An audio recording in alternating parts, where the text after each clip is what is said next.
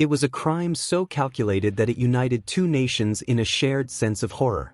At the center of it was a man who became Japan's most wanted fugitive, a man so desperate to escape justice that he used scissors and needles to physically deform his own face. This is the story of Tatsuya Ichihashi and the young English teacher, Lindsay Hawker, whose kindness was met with unthinkable cruelty.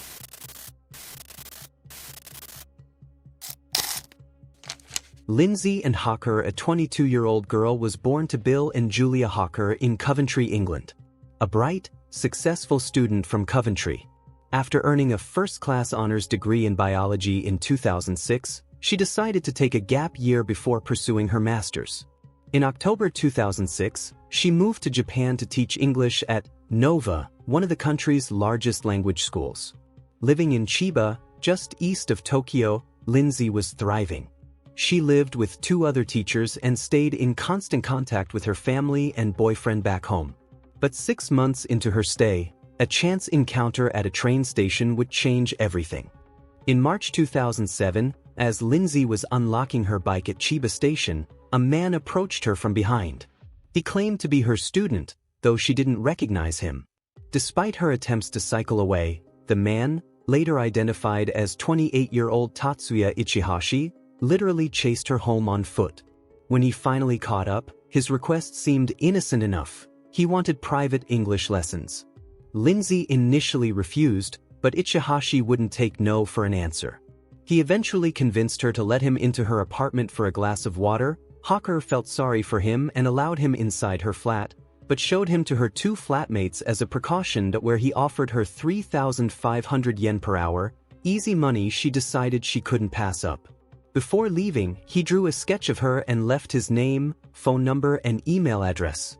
The pair agreed to meet for an English lesson at a cafe 5 days later, which was permitted by the Nova School. On Saturday, March 24, 2007, Lindsay met Ichihashi at a local coffee shop for their first lesson.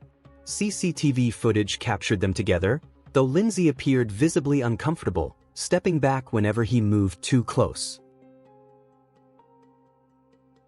After the lesson, Ichihashi claimed he had forgotten his wallet. He persuaded Lindsay to take a taxi with him to his apartment to collect her payment. Lindsay asked the taxi driver to wait for her, but after several minutes passed and she didn't return, the driver simply left. Lindsay never showed up for work that afternoon. She never made it back to her apartment. By Monday, when she missed a second day of work, the school contacted her parents and the police. Police eventually traced the sketch left in Lindsay's apartment to Ichihashi's residence. When officers arrived, they noticed something bizarre. A detachable bathtub had been moved from the bathroom out onto the balcony. As 9 officers prepared to enter, Ichihashi suddenly bolted out of the front door. In a massive security failure, he managed to shove past the officers and disappear into the narrow hallways of the building. He vanished into the night, leaving the police with a horrific scene inside. On the balcony, they found the bathtub filled with a mixture of sand, soil, and a chemical decomposing agent.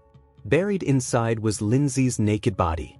She had been bound, gagged, and brutally assaulted. To further disguise the scene, Ichihashi had even planted flower seeds on top of the soil, hoping the bathtub would look like a large flower bed. For the next 2.5 years, Tatsuya Ichihashi became a ghost.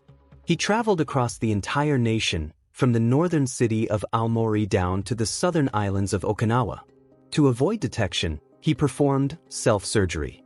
He used scissors to cut off part of his lower lip, removed his own moles, and even stitched his nose to change its shape. He lived in internet cafes and worked manual labor on construction sites under false names, saving his money for professional plastic surgery. Meanwhile, Lindsay's family was devastated and angry at the perceived laziness of the Japanese police. Her father even traveled to Japan to hand out flyers and meet with the Yakuza, pleading for any information on his daughter's killer. In late 2009, Ichihashi's luck finally ran out. He had undergone a fresh round of plastic surgery in Nagoya, but the surgeon became suspicious and contacted the police. Realizing his cover was blown, Ichihashi tried to flee to a remote island via a ferry port in Osaka. However, a port worker recognized his face from the updated wanted posters. On November 10, 2009, Police surrounded him at the terminal. When asked for his name, he finally admitted, "I am Tatsuya Ichihashi."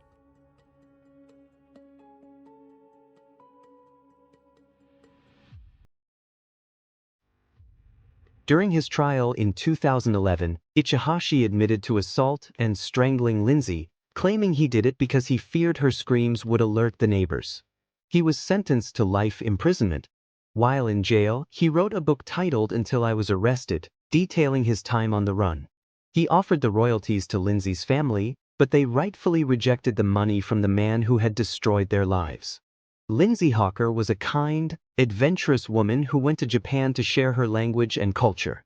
In the end, her tragedy led to major changes in how the Japanese police handle manhunts, but for those who knew her, no amount of justice could replace the vibrant life that was taken. At the end, Lindsay family shared this statement to Japanese state.